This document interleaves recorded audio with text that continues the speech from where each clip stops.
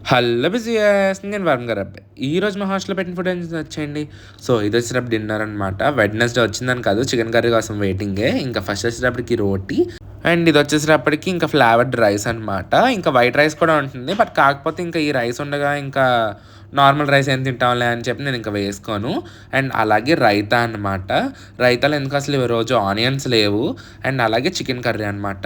ఏదో ఆస్తి పంపకాలు చేసినట్టు ఒక ముక్క, 2 ముక్కలు ఎయ్యాలా, మానాలా అన్నట్టు ఏస్తాడు చికెన్ కర్రీ మాత్రం.